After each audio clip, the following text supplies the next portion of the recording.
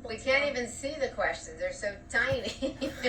No, they're way on that cell phone over there. We can't even see them. if you guys have any questions for us, please write them and I'll go through.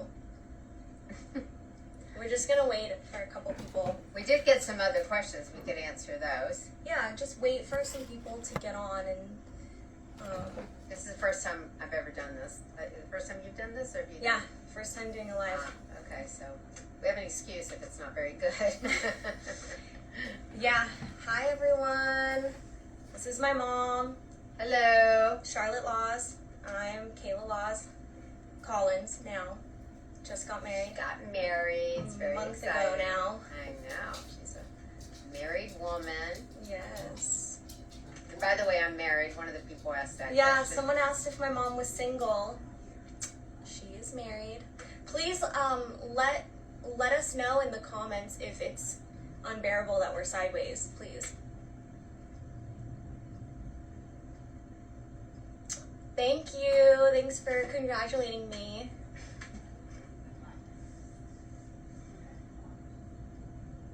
So, other questions. Someone just asked a question. Okay. Sorry, I'm gonna get really close to the camera right now. Has Hunter come at your family since this has all come out on Netflix? And congratulations, thank you. Oh. Okay. No, he has not. In fact, he doesn't even mention our names. I think he was probably advised by his attorney not to mention our names because I think he thinks we're going to sue him or something. Because when he gets asked about us, he doesn't want to talk Next about question. I have nothing to say. That's basically what he says, right? Next question. Yeah, he just he sorry, won't. I have nothing to say about that. He won't discuss us. But no, he hasn't come at our family at all. Yeah, yeah. So, and we've actually had, I've had amazing, really sweet mail, and I'm sure you have too. Oh yeah. As far as like really sweet emails and messages, and I've even had some of his former followers of the family who have, contacted me to apologize and to say they would never do something like this again, and they don't know why they were like that 10 years ago. So there are definitely people who have matured and reformed.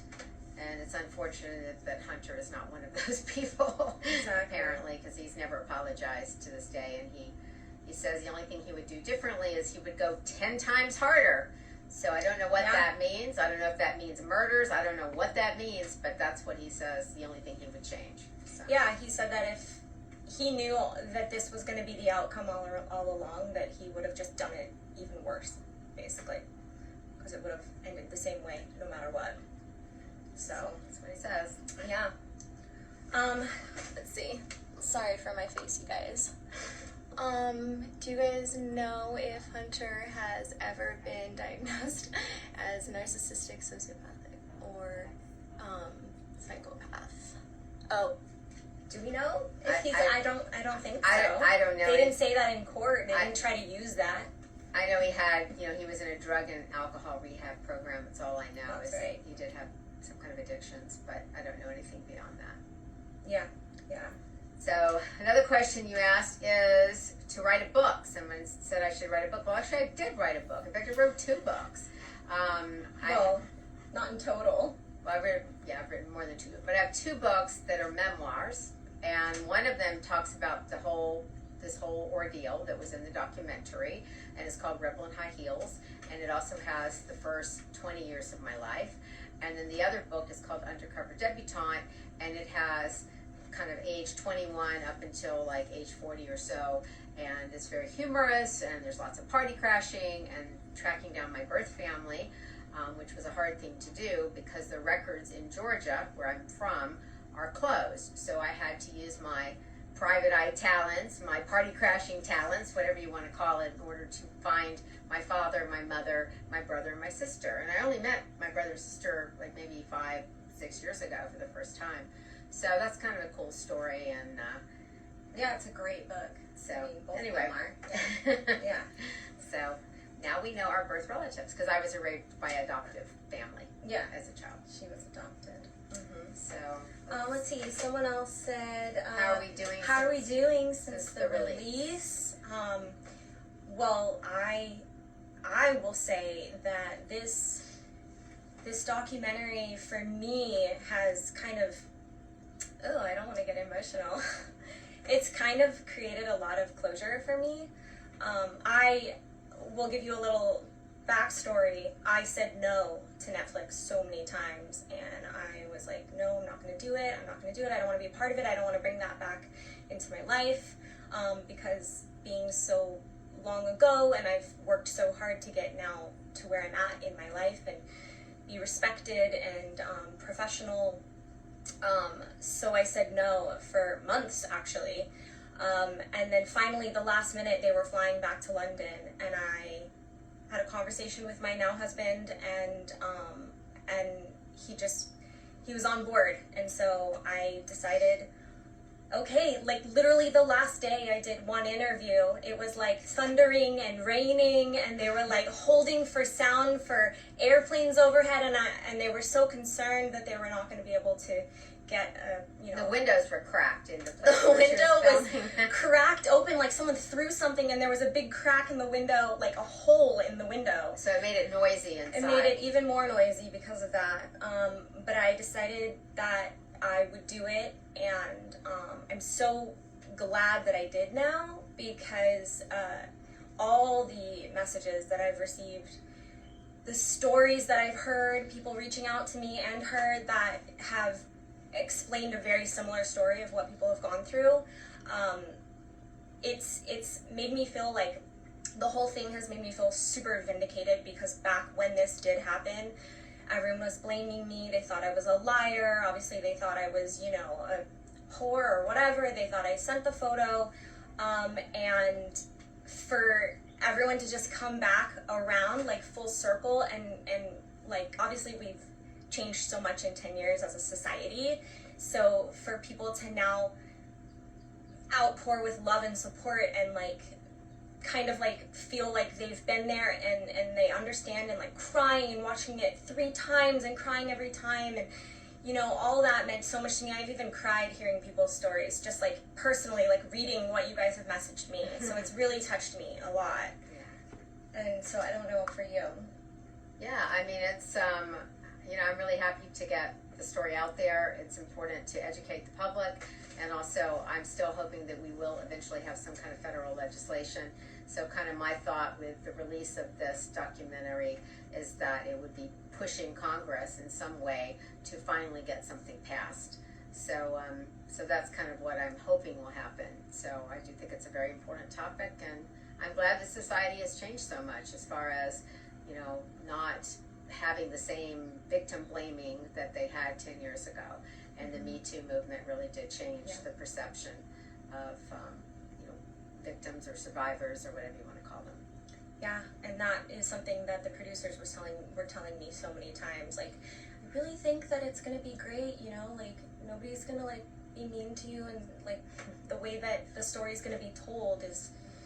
And I was still so scared and so nervous, because all the negative comments that I had received 10 years ago, it was traumatic for me. Like, along with everything that happened, also having people come at me, just kind of fed into that, that trauma that I experienced. But, now I'm married, so trying to build a life and a family next, and I'm a real estate agent in Los Angeles, so if you're ever looking to buy or sell a house, let now me it know. comes out.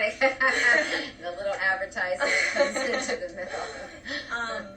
And she's working on a lot of other things personally as well. I'll let you say, like, kind of, if you want. I'm just working on like, yeah, I just have a couple. I'm working on a book that is more of an academic book, but it's animal advocacy, and it's called Omniocracy, because I support moving away from a democracy and towards an omniocracy, which I define as a government with representation for all living beings. Because right now a democracy is of, by, and for humans, the elite, the people in control with power, and I feel we should have compassion and love and include other living beings within the political system as far as representing them and caring about their interests.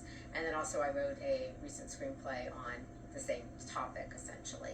So she's got some stuff she's working on, and she's still doing interviews to talk about the topic, you know, revenge porn, and trying to get it out there more, you know. Right. So definitely doing well since the documentary has come out. So thank you for asking that question. There's been some other questions too. Do you guys know? Nope, I already read that one. Oh, amazing documentary. Oh, thank you. Sorry for my face. Well, now he's afraid to speak your names. Seems the tables have turned. That's funny. And then there was the other thing about standing for another injustice, which Oh, I sort of think, you know, we've always done. I mean, you know, both of us have been animal advocates for a very long time, and I've also fought, you know, for gay rights, and also I have fought for civil rights when I was a kid. So it's kind of been, I've sort of been an activist my whole life, and Kayla has rescued lots of animals, and, you know, she's a vegan, and, you know, really devoted her life to helping a lot of animals as well. And you had something where you're going to court to help a victim as well? Yeah, I can't really say too much about it because I'm going in January or February, depending on if it gets pushed back or not. But a really good friend of mine was abused physically, and I am a witness, and so I am standing in court against him. And so that's something that I'm standing up for right now. And any time that I feel like there is a wrong, I want to stand up against it. I don't think that anyone should, it should not be okay for anyone to get away with something that is, especially something like that. But no matter how little it may seem, if it's wrong, it's wrong. So yeah, I am doing something, standing up for another kind of injustice coming up soon here. And anytime I have the opportunity to do that for a friend or for someone else, where I can really help, then I absolutely will and want to. Let's see if there's anything else. Ooh, sorry guys, I'm being really slow because the way we have the camera set up is not ideal. What would you tell mom and dad to watch out for? What would you tell, I assume, moms and dads to watch out for with stuff like this and what I went through, I'm assuming? Yeah, what do you think? Well, I mean, you know, obviously you should, Sammy, don't knock over the light, please. Oh my gosh, that would be a nightmare. He's right there. Come on, Sammy. It's our little Sorry, doggy, guys. Sam.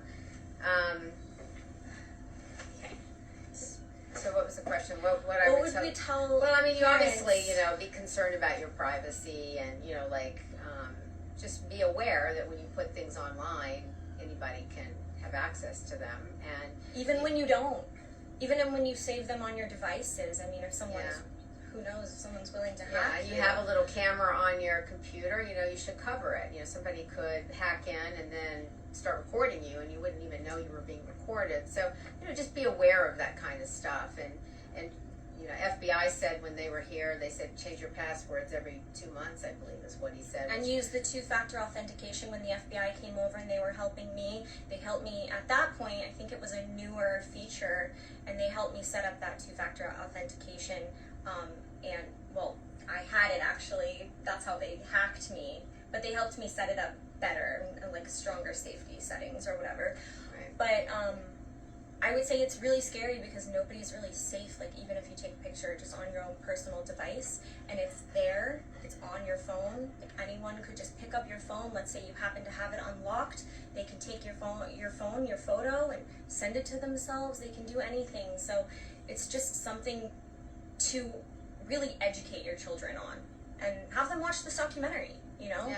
I know so many parents, moms and dads have reached out to me and said, I'm having my child watch this documentary so they understand what you went through, what some other people went through, what many people have gone through, so that it doesn't happen to them, so they're more aware and they can see it through someone else's eyes rather than just like mom and dad telling them. Because you know how it is, usually when mom and dad tell you something, it's like, oh, I don't want to listen. But when you're watching someone else who suffered and went through sorry, that's our dog, went through a traumatic experience, you know, they can kind of learn through that experience a bit better. So yeah. That's all the questions we have here, unless there's some other ones up there. Do we believe justice was served? Well, I mean, I think he should have had more time in prison, personally, and there's a reason why, potentially why he didn't get more time in prison, which I had been asked initially by the FBI to gather together victims to come into court to testify at the sentencing, and I had about 25 people, plus Kayla, was of course going to testify, and when it got very close to the last minute, the prosecutor's office asked me not to bring people in and not to gather together victims, and they said they were going to do it. And the reason why I had been told it was important is I had actually talked to Kamala Harris's office on multiple occasions. She was the Attorney General of California at the time, and her office had had great success going against a different website owner in San Diego. His name was Kevin Bollard. And she said the only reason he got a lot of prison time, and I think he got something like 18 years, was because they had this stream of victims coming in to court, one after the other, telling what happened. And so anyway, when I did show up at the courthouse for the Hunter Moore sentencing, Kayla and I got there. Kayla was the only one to speak, and then I had a letter from one other victim, and they hadn't gathered together any victims to speak. I don't know if it would have changed the outcome, but What my question is if it would have changed the outcome if I didn't speak, if I decided I wasn't going to do it at all. I'm not sure that it would have, because he got kind of the lightest sentence possible, so I think he was going to get something like 30 months anyway as the minimum. So, but I mean, it was really great that you told your story. It was very emotional. It was very heartfelt. It was, and it's possible he got, an extra 6 months or something because of that. But then he got out early. He got less. He did get out early, and it was a pretty light. The place he was not really much of a prison. I understand it was more of a kind of camps, like drug and alcohol rehab camps. And I was told that the facility in Texas where he stayed for a while, that the prisoners could actually go up to the store on their own with no supervision, get what they needed, and come back to the camp. So it didn't sound like there was much security. It didn't sound like it was a very difficult place to be. But when you hear Hunter Moore talking about it now, he definitely sees it as a really negative experience. And I get the sense he doesn't want to go back to prison again. So I hope he's not going to engage in illegal activities. Someone just asked how long of a sentence he got. 2.5? He got 2.5 years, but I think he got out a little early, so we might have ended up with a little less than 2 years, I think, that he was incarcerated. Someone said, Charlotte, thank you for never giving up. Kayla, thank you for being so brave to share your story. Oh, thank you. Thanks. Let's see. How are you enjoying real estate? I love it. My mom actually was an agent for over 30 years, so I grew up around the industry. I used to drop flyers for her. I used to sit open houses with her when I was younger. A little baby when I know. Sit together and do open houses. There's so many agents in the industry right now that are like in their 50s now, and they're like, I remember when you were just a little baby, and going into the office with my mom. So it was like only a natural thing for me to step into this field as well, and I really love it. It definitely has its ups and downs, but I get so much joy out of helping someone, move on to the next stage in their life, acquiring something that will gain them wealth, those kinds of things. Real estate is a great investment, I'll tell you. Let's see.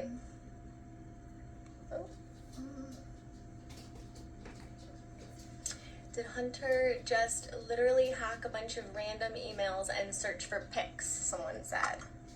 Yeah, it was Hunter's hacker. So it was a man named Charlie Evans, and he started with his own Facebook friends. So he started hacking his own friends. In fact, it's hard to believe that he would do that to his friends, but he hacked them. He stole their naked pictures, and he had them posted to Hunter's website. And Hunter was paying him for him to get as many hacked photos as he could, and he would just, whoever's account he could get into, he would get into. He would rifle through. He would look for nude pictures. If he couldn't find them, he would use that person to kind of get into the next person's account. And every time he found them, then he would send them up to Hunter. That's how it works. It was completely random. Ooh, sorry. I am eternally grateful that this documentary came out. Oh, I'm so glad. See, like, comments like that really touch me. Because I almost didn't do it.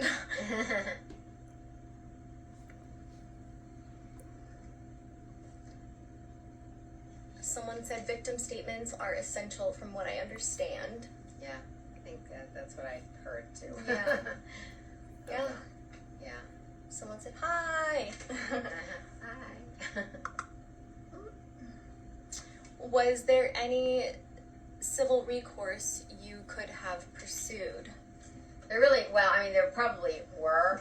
I was told by an attorney afterwards that we could have potentially pursued one, but Hunter Moore doesn't have any money, and he didn't have money back then. And so there's already a judgment, originally a $250,000 judgment against him by James McGibney, who was also in the documentary. And I believe with interest it's gone up. I think he's now saying it's $325,000 or $375,000.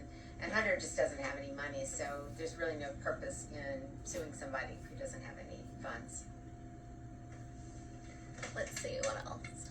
So upset that he was released early. Yeah, me too. You guys, y'all did some good in the world. Thank you. Oh, should I tell people my Instagram too? Because Yeah. this is on yours, right? Mm-hmm. So I've started trying to do Instagram. I'm not too adept at it, but she's trying to teach me. So mine is Dr. Charlotte Laws. That's the name of my Instagram page. Someone must have watched you on Dr. Drew today because they said, wait, or maybe it was the old one. She was also on Dr. Drew today, and it was Yeah, it was streamed just live. like an hour ago or 2 Yeah. hours ago. And someone said, way to call Hunter out on Dr. Drew. What happened to his hacker? Is he in prison?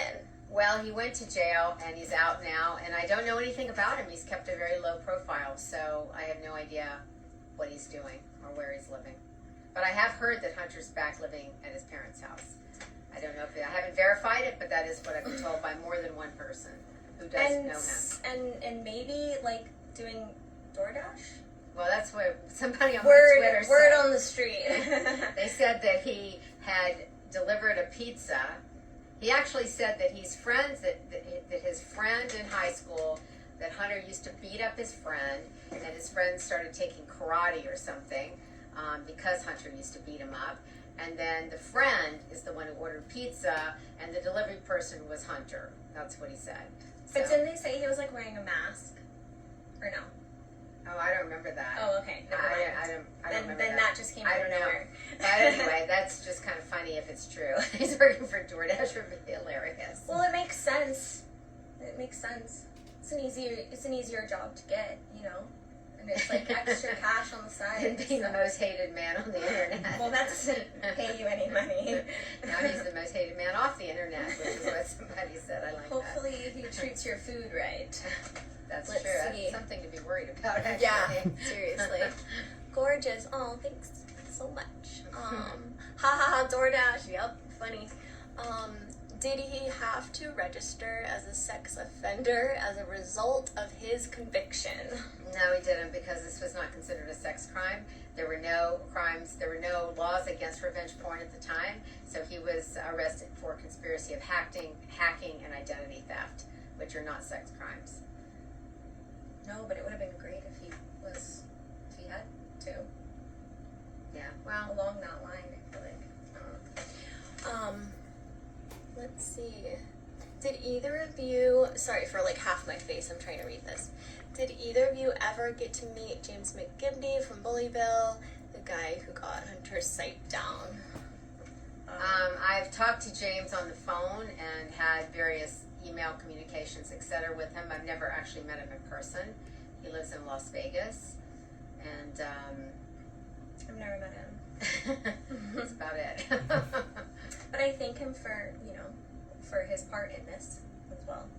Yeah, I'm very grateful to Anonymous too, because I think actually Anonymous is the reason why the second site didn't end up coming back up again. You know, when he was threatening to, you know, because he sold the domain to James McGivney, he could have put the same site back up an hour later with just a different domain. Exactly. He didn't sell the content. Right. All he did is sell isanyoneup.com. So all he had to do was just, you know, put it on isanyoneup2.com.